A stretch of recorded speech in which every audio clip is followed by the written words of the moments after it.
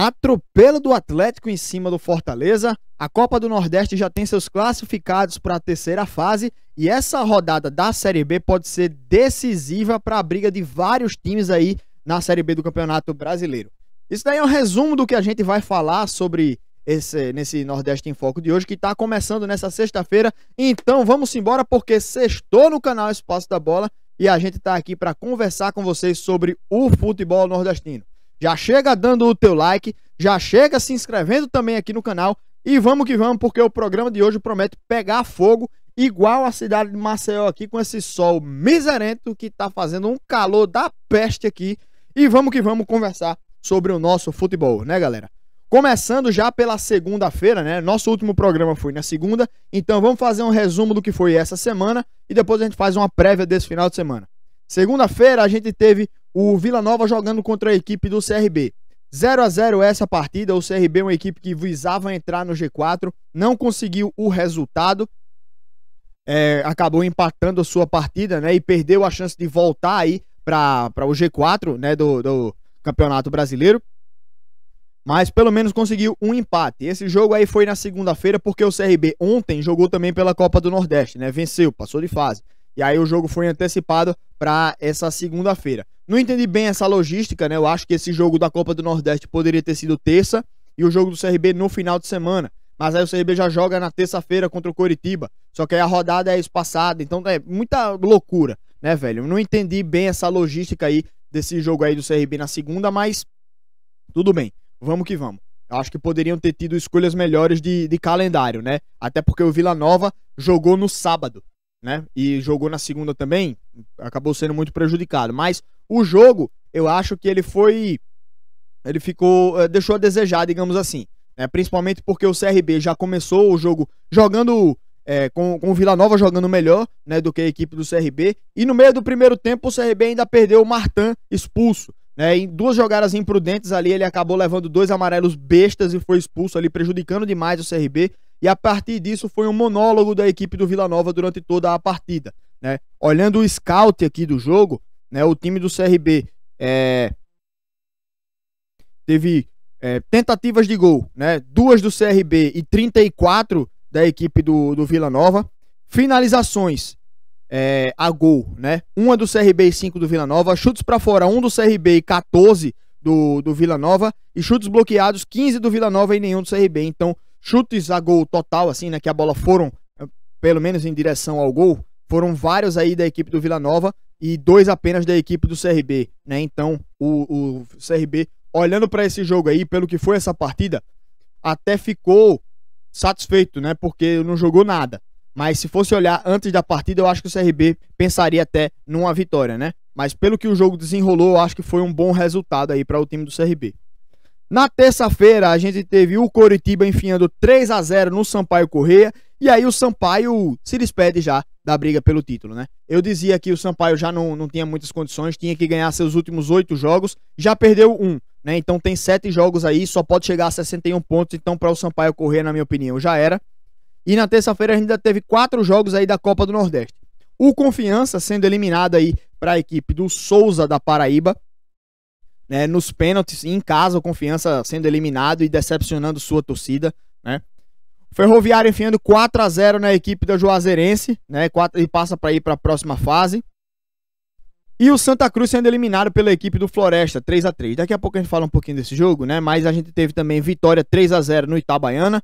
E o Santa Cruz contra o Floresta, a vantagem do Santa Cruz era jogar em casa, né? Só que realmente o Floresta é um time que conseguiu se manter na divisão, na Série C, e o Santa Cruz caiu. Então, na minha opinião, seria um jogo meio que pau a pau, digamos assim, né? Só que o Floresta conseguiu passar ali nos pênaltis. O Santa Cruz termina uma temporada muito decepcionante, caindo para a Série D, não conseguindo sequer essa classificação para a Copa do Nordeste. O Santa também não fez uma boa campanha na Copa do Nordeste dessa temporada, né? E realmente decepcionante. Mas mais decepcionante ainda foi ver a invasão dos torcedores ali no campo da Arena Pernambuco, né? Invasão ali para agredir. Não é nem aquela invasão de campo que a gente vê para fazer festa, né? Uma das mais marcantes para mim foi a invasão da torcida do Náutico quando subiu de divisão, que invadiu para fazer festa, né? Aí aquilo dali a gente fica preocupado também, porque pode acontecer alguma coisa assim ruim, mas foi principalmente para comemorar, né? E aí a equipe do Santa Cruz, não, a torcida do Santa Cruz não, né? Invadiu ali para quebrar tudo, né? E tem cenas lamentáveis aí de briga e polícia e tal, mas realmente, se a segurança foi ruim desse jeito, né? Imagina se o estádio tivesse topado, né? Ali, então fica esse detalhe negativo também aí para essa partida aí do Santa Cruz, mas que triste nessa situação. Eu entendo a frustração da torcida, mas não justifica que a torcida invada o campo para quebrar tudo, né? Nessa quarta-feira a gente teve a derrota do Ceará para o Palmeiras. Realmente o Palmeiras jogou bem durante a maior parte da partida e abriu 2-0. Lá na reta final o Ceará fez 1-0, né? E aí já lembra daquele jogo contra o Bragantino, que empatou a partida nos acréscimos, fez os 2 gols nos acréscimos, né? No finalzinho o Ceará fez um gol ali, deu essa esperança ao torcedor, mas realmente fica deixando a desejar aí a equipe do Ceará e não consegue nenhum empate nessa partida. Se aproxima aí perigosamente, né, da zona de rebaixamento. Já já a gente fala das classificações aqui, vocês vão ver. Pela Copa do Brasil, a gente teve o atropelo da equipe do Atlético Mineiro em cima da equipe do Fortaleza. E aí, velho, o time do Fortaleza teve alguns desfalques que atrapalharam demais. Eu acho que, assim, o time do Fortaleza até entrou numa boa pegada lá no ataque, né, tentando chegar na frente, finalizando, batendo no gol, né? Só que o grande problema da equipe do Fortaleza foi no setor defensivo. O time sentiu muita falta do Benevenuto e do Tinga. O Benevenuto não pode jogar pelo Fortaleza porque já jogou pelo Botafogo, então é um desfalque durante toda essa Copa do Brasil, já era esperado. Mas o Tinga, com uma lesão, não pôde jogar também. Então o time do Fortaleza jogou com o Daniel Guedes substituindo o Tinga e o Jussa, que é volante improvisado lá na defesa, substituindo o Benevenuto. A defesa do Fortaleza entrou num ritmo completamente diferente do que a partida precisava, né? Do que a partida pedia. Senti também um pouco a defesa desprotegida, então o Atlético teve muita facilidade para atacar a equipe do Fortaleza e todo o ataque era um Deus nos acuda. A equipe do Fortaleza realmente estava uma mãe na defesa, né? E o Atlético não perdoa, né? Enfiou 4-0 na equipe do Fortaleza. O resultado, na minha opinião, foi merecido, né? Talvez até um golzinho ali do Fortaleza, porque foi uma equipe que ela foi brava, né? Lutou pelo menos até levar o terceiro gol. Quando levou o terceiro gol, o time morreu completamente, né? E aí o Atlético também deu uma brecada ali, mas realmente não se pode entrar com a defesa desligada contra o Atlético Mineiro, e o Fortaleza sentiu isso na pele nessa partida, né? Outra situação também que aconteceu foi que o primeiro gol, o gol do Arana, o juiz apitou e apontou escanteio quando a bola estava entrando no gol, né? Eu não acho que aquilo dali tenha sido como o Tite falou. O Tite reclamou demais na saída para o intervalo, reclamou que a equipe parou quando escutou o apito, mas o apito, a bola já estava entrando no gol quase, velho, se não já tivesse dentro do gol. Então eu não acho que seja procedente toda essa reclamação aí da equipe do Fortaleza, apesar de entender que o árbitro errou, mas também não é para anular gol, não é para brigar por partida e tal, né? Então eu acho que realmente a reclamação procede, só que não para o cara anular o gol, né? Pode reclamar, pode falar que o árbitro errou, se precipitou, vacilou, mas isso daí é para dar um alerta no árbitro, né? E não para tá brigando para anular gol. Mas assim, na sequência só deu o Atlético Mineiro, né? O Fortaleza ainda tentou fazer alguma gracinha, mas não conseguiu. O Atlético definiu o jogo e foi o que eu falei. Não pode entrar com a defesa desligada contra o Atlético Mineiro, velho. Senão toma sacola. E foi o que aconteceu. Pela Copa do Nordeste, na quarta-feira também tivemos o ABC eliminando a Jacuipense 4-2 e o Botafogo da Paraíba enfiando 2-0 na equipe do Imperatriz e passando de fase também. Ontem a gente teve mais jogos, né? A gente teve pela Copa do Nordeste o Motoclube eliminando o América de Natal. Esse jogo até repetiu o confronto de América e Motoclube pela Série D, né? Em que o América eliminou o Motoclube. Agora o Motoclube dá o troco e elimina o América, né? E o CRB venceu a equipe do River do Piauí por 2-1, passou de fase. E o time do CRB com a equipe completamente modificada, né? Só Martan, Diego Torres e o goleiro Diogo Silva eram os titulares, né? Deixa eu até confirmar aqui. Porque eu até estranhei quando eu vi o Diego Torres, velho, na equipe do CRB. Ele começou a partida, né? Era o único titular junto com a equipe junto com o Martin e o Diogo Silva. O Martin, ele jogou porque tinha sido expulso, né, nessa partida contra o Vila Nova, não pode jogar o próximo. Então, naturalmente, ele foi para o jogo. E o Diogo Silva é goleiro, né? Então, o treinador não quis arriscar essa perda de consistência no gol. Mas, bora lá. Nessa sexta-feira, a gente vai ter... Eu vou falando da situação das equipes já durante os jogos, né?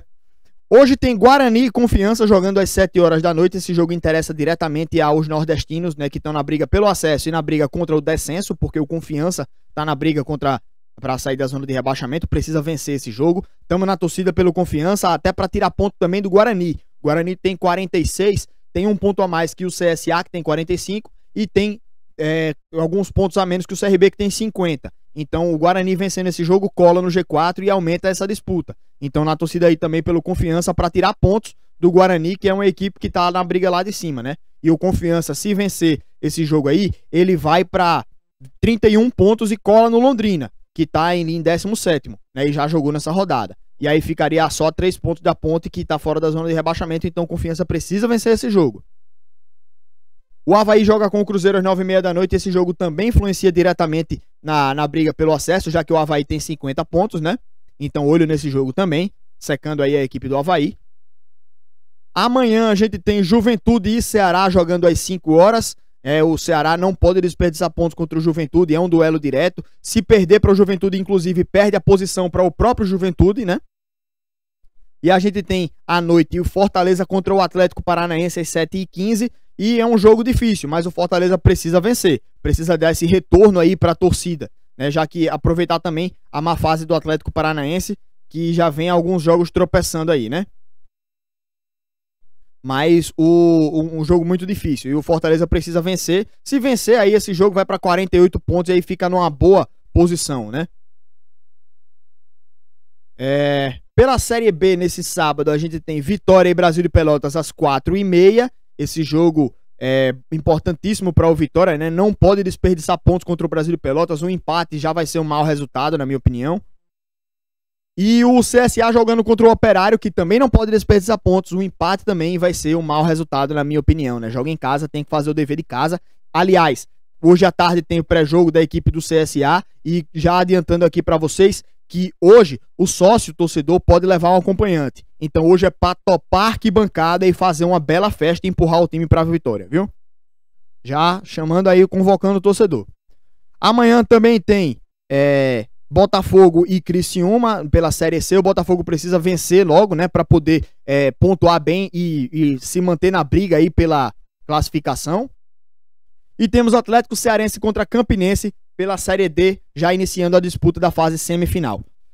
No domingo a gente tem pela Série A o Bahia contra a Chapecoense. O Bahia, que tá fora da zona de rebaixamento, precisa vencer. Outro jogo que um empate é horrível, né, para o nordestino. Não pode desperdiçar pontos, tem que vencer para ir a 31 e dar uma desgarrada aí da zona de rebaixamento, a equipe do Bahia. Aproveitar também que pega um adversário, que é a Chapecoense, que tá meio que morto, né, lá nas últimas posições. Na última posição, na verdade. Pela Série B tem Náutico e Vasco. E o Náutico, ele em casa é uma equipe muito forte. Então tem possibilidade de vencer o Vasco. Só que, velho, o Náutico tem uma tabela final muito interessante, né? É uma reta final que dá esperança para o torcedor do Náutico. Olha, pega o Vasco em casa, então dá para ganhar. Fora de casa pega o Brasil de Pelotas e o Brusque, dá para ganhar os dois. Pega o Coritiba em casa, ou seja, em casa a torcida empurra o time para a vitória. Pega o Confiança fora, que já dá para ganhar.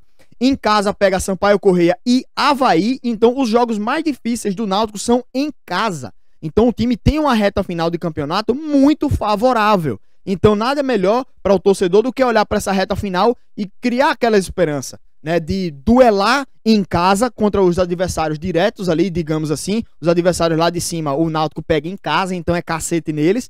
E fora de casa pega adversários até viáveis de se vencer.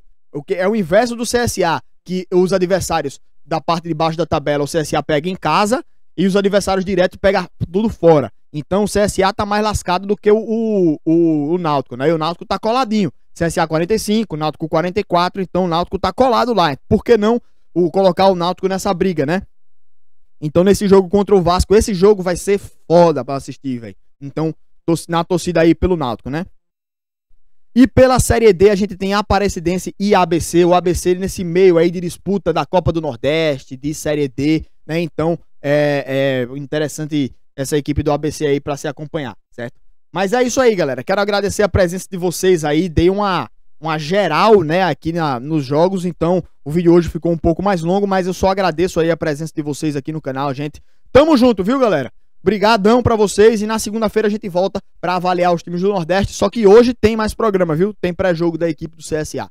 Tamo junto, galera. Grande abraço pra todos. Valeu e até a próxima, viu? Valeu, gente.